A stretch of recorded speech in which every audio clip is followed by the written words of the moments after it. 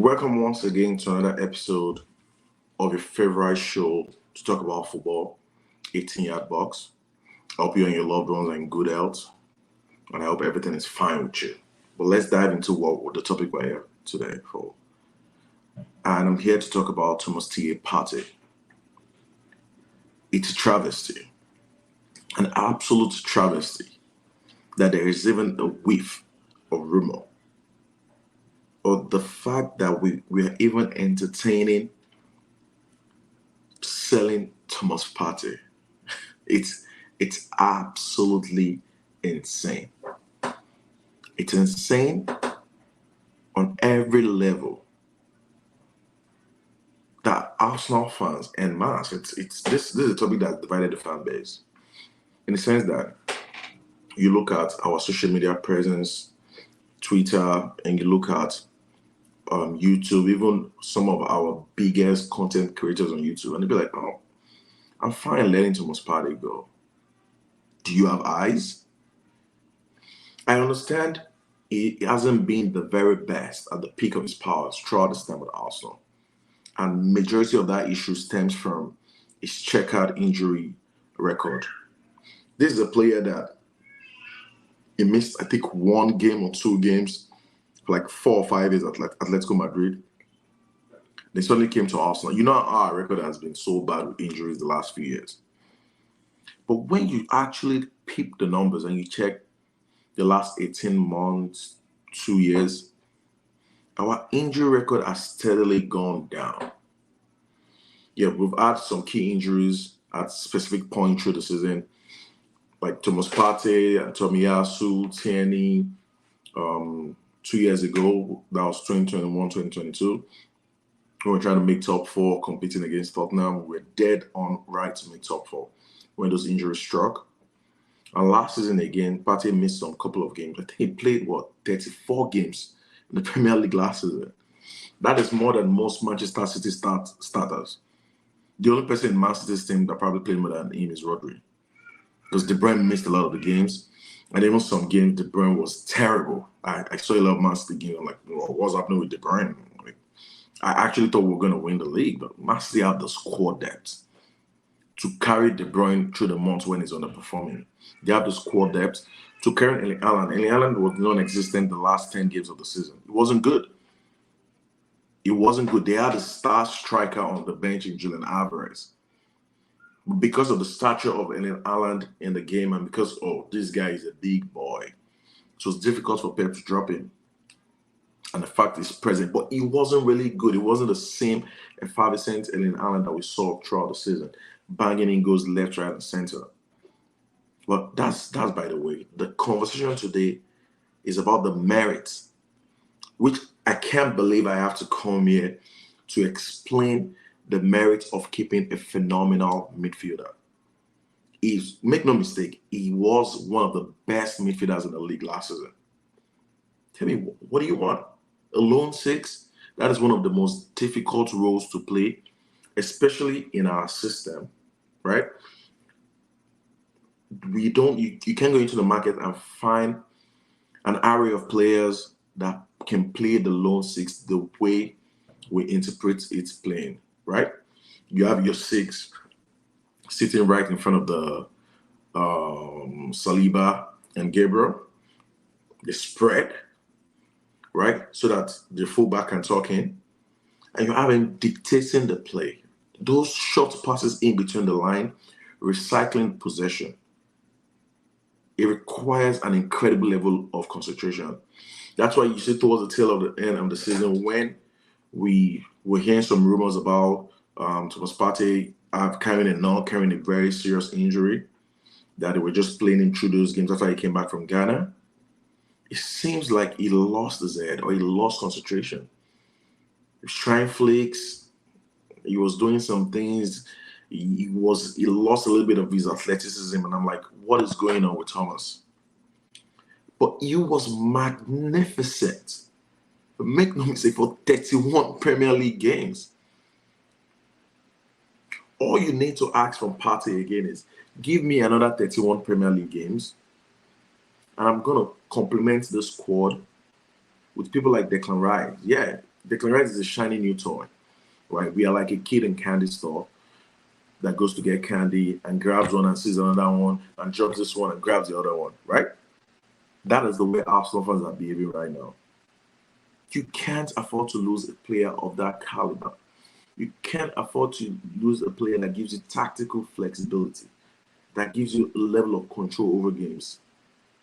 I don't know about his leadership. I think he's the captain of Ghana, but he's metronomic passing in between the lines, short passes, especially disguised passes. You know how to Partey bends his body and you think the pass is going this way and it just swings it this way and it changed the entire context of the game.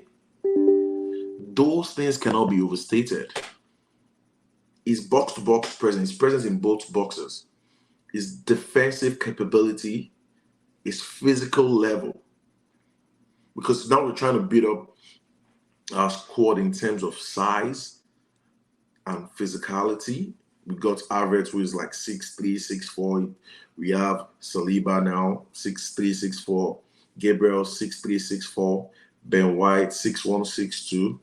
Tomiyasu, 6'1", 6'2". Declan Rice, when it's finally announced, it's like, because we don't know what the Arsenal media team are doing. I don't know. I don't care about this social media thing. I want the best players playing for Arsenal. Yeah, I know, like, well, the young guys now, when I say young guys, I'm a relatively young person, but my point is, the way social media is now, people are crazy about the frenzy. I just want the best players playing for my team. I don't care, like, if it's just a one-line tweet from Arsenal, we have officially signed Declan Rice. That's all I need. We have officially signed Yuri Timber. That's all I need. I'll watch them in games and do analysis based on precision, based on the quality of the player. I'm happy. But, you know, you have to do all these shirts, you ball jogging, days. I know how Yuri Timber plays already. I know he's a quality footballer. I know how Declan Rice plays already. I know he's an amazing footballer. But we shouldn't act like a selfish fan base.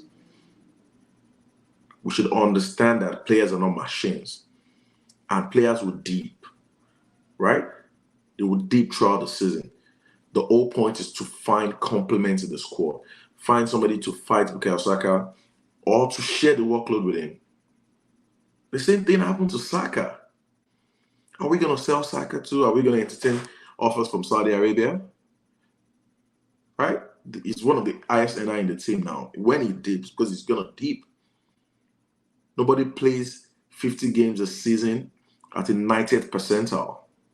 So when you deep, or by how much you deep, there should be players close to your level. Even if it's hard for you to get the players close to the level of Thomas Partey on the market, because Romeo Lavia is not it. It's not it.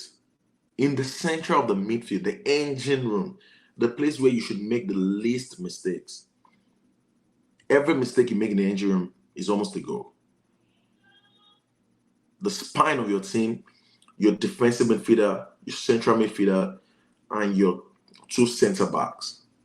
We've built our spine up. This is not the time to break it down. This is not the time to destroy a team building that has gotten to this level, a team building that challenged for the Premier League. And we didn't just lose the Premier League, we challenged for the Premier League. We very nearly got it in our hands. We've gotten a taste of how it feels. We've gotten a taste of the joy. Because it's also the journey. I get most people want to be like, oh, we want to win. Yes. But we lived through something that we haven't felt in a long time. We lived through moments. We lived through Jorginho's goal against Aston Villa. A brilliant cutback from Martinelli, strike and hitting the head of Emiliano Martinez. That same game, we lived through Martinelli scoring an open net. We lived through Thomas Partey's strike against Tottenham. Bukayo Saka's penalty against Liverpool. We lived through Eddie Nketiah's last-minute winner against Manchester United. These are moments of unbridled joy that we've felt, and you don't want to go back, right? Initially, it was top four, but the moment you did something like it's like a food that you have a plate in front of you. The smell, the joy it's gonna bring, and it just goes away. You want to go again. You need to give Thomas Partey an opportunity to go again and try and win the Premier League title. But you don't do that by taking him out of the squad and say, what are you going to get in the market that's going to replace Thomas Partey? He's one of the best midfielders in the league. Casemiro, who is here in terms of stature, but he was better than Casemiro last season. If you know football, if you know anything about the beautiful game of football, you understand the nitty-gritty, you understand the importance, the ability. Thomas was at a very, very high level last season. We just need to compliment him. Bring in the Declan Rice to partner him. When he drops, you take him out, you play Declan Rice. When Declan Rice drops, you take the Declan Rice out, you play Jorginho. Jorginho played some wonderful, wonderful football games last season. He's experienced in those moments. And Mikel needs to be able to manage the squad better.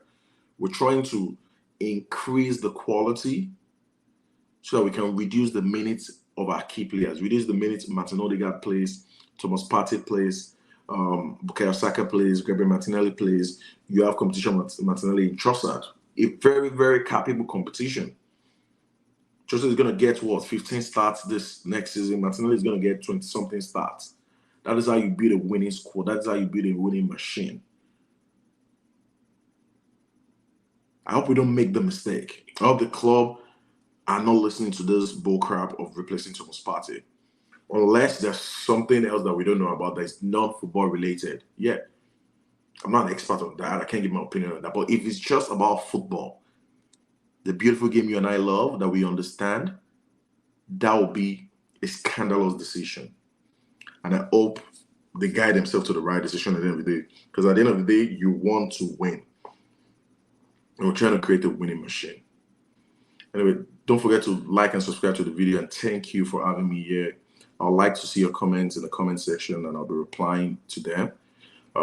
Do have a wonderful rest of your evening. Goodbye.